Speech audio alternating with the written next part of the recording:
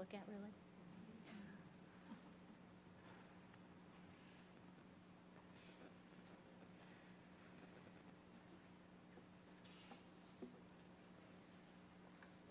Okay, well, why don't I just go without it? And, okay, wait a minute. That is not it. Although I could try and talk to that, I'm not sure. I don't know who Mr. Beckman is. I think he probably created this place that we're in. Oh.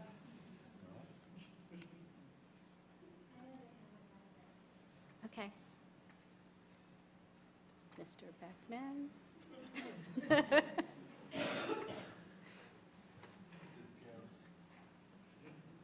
right.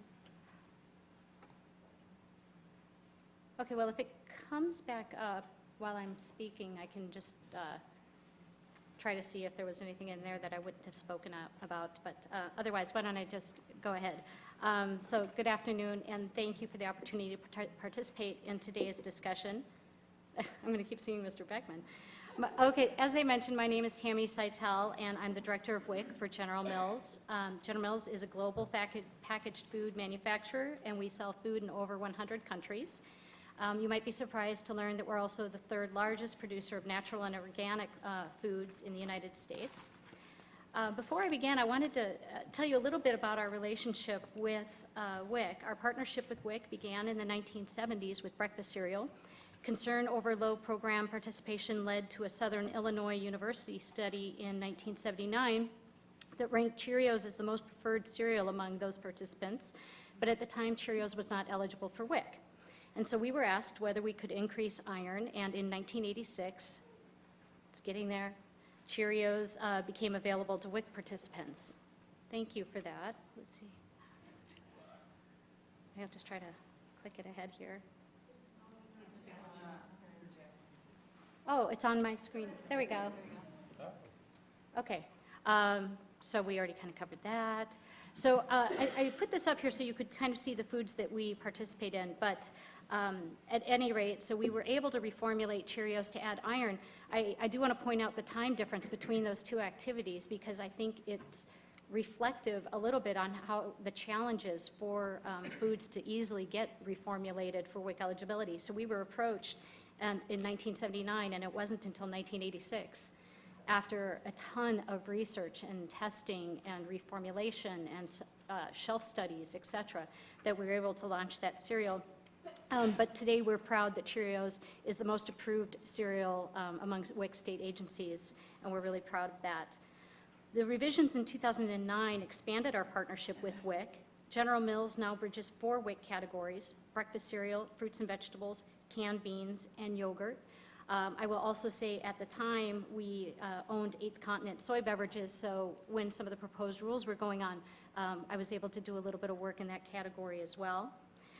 We continually work to improve our products in ways that are important to WIC, such as increasing whole grain content of our cereals, reducing sugar in our Yoplait portfolio, and adding A&D to our yogurts. It's with this long-standing relationship that I wanted to submit these comments. The 2009 revisions included many positive additions, including fruits and vegetables, whole grain foods, and more culturally appropriate foods. Yet WIC continues to face hurdles in program enrollment, retention, and redemption, as we all know. We also know that nutrition isn't nutrition unless it's consumed. I have a sign outside my office that says that, so we say that a lot around my neck of the woods. And it's imperative that the foods prescribed exist in the marketplace, are widely distributed, and commonly consumed. These supplemental foods,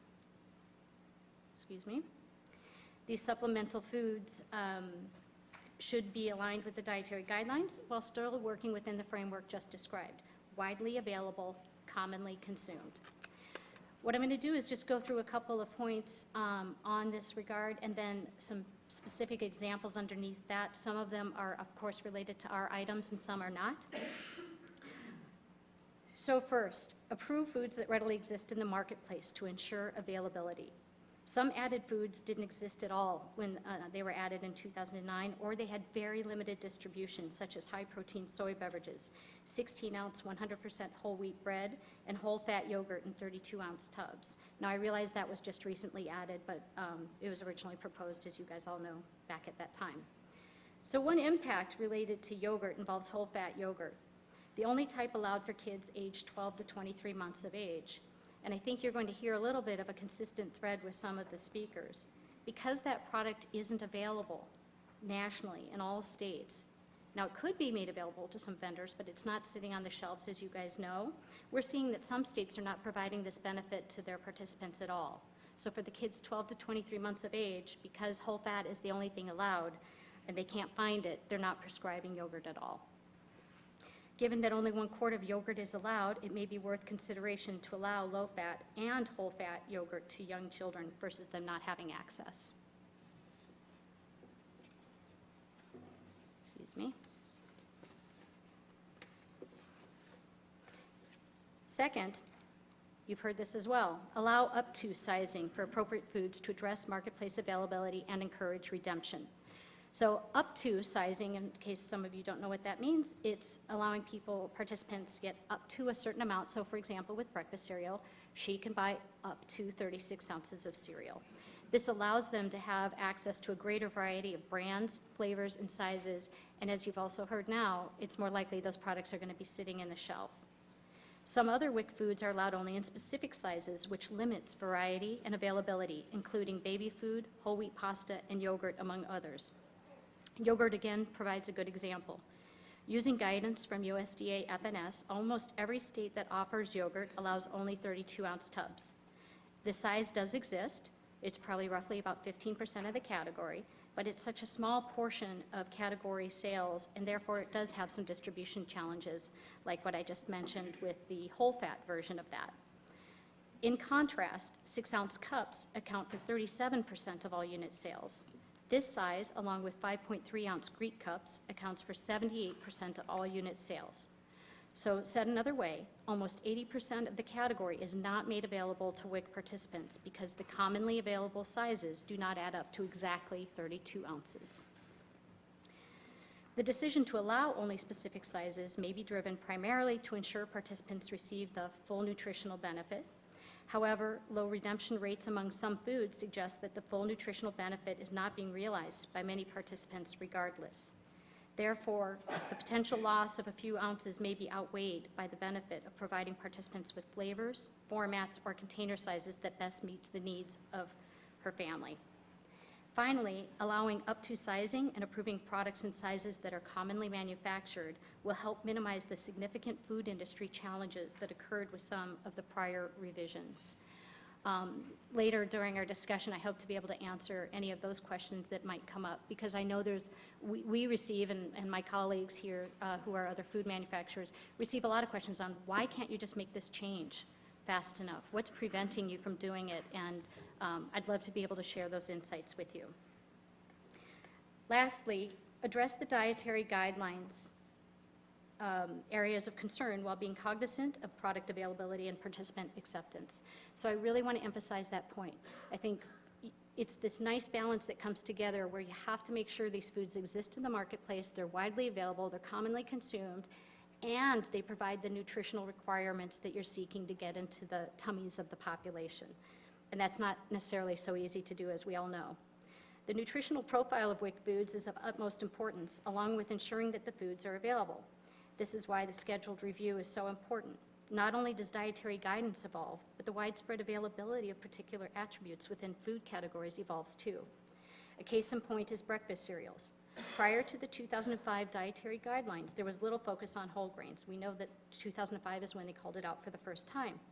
So when the current WIC rules were developed, there was legitimate concern about requiring whole grains for all cereals because most of the rice and corn-based cereals contained little to no whole grain. 10 years later, that is no longer true, as cereal manufacturers have continued to reformulate and introduce cereals, many of which provide at least 8 grams of whole grain per serving, including gluten-free options. And I know that was called out in the final rule as well, that there was concern about gluten-free and whole grain, and those things are completely separate. They are not synonymous, and I can talk about that if desired. With the dietary guidelines, recognition that 8 grams of whole grain is a 1/2 ounce equivalent of whole grain and a significant contributor to meeting whole grain recommendations, it may once again be time for a change. Strong consideration should also be paid to further fortification requirements in appropriate foods. Some nutrients of need readily exist today in WIC foods but are not required, such as vitamin D in yogurt. Yet vitamin D continues to be consumed at levels far below recommended levels.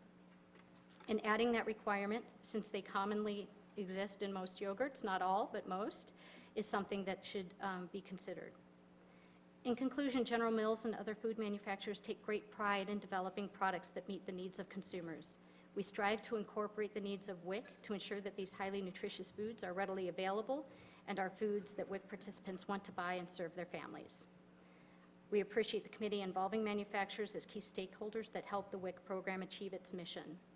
Now, through the last hour or so, there were a couple of things. I just wrote some notes on areas that if the committee has some questions, that we might be able to give perspective. One I already talked about, which is why changing net weight is so important and yet so challenging for manufacturers. I think it's also important to note that the importance of WIC differs by food category. When you have half the infants born in our country participating in WIC, WIC is much more important for baby food manufacturers or infant formula companies as a perspective because half the market is there. That is not true in all of the foods.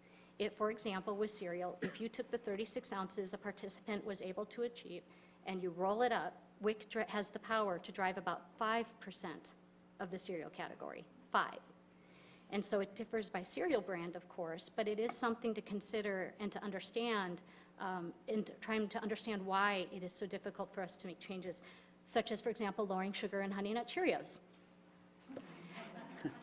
We would love to have Honey Nut Cheerios in this program, but it is the #1 cereal in America, and it's very hard to make that change without losing all of the rest of our consumer base. So I think that's an important perspective.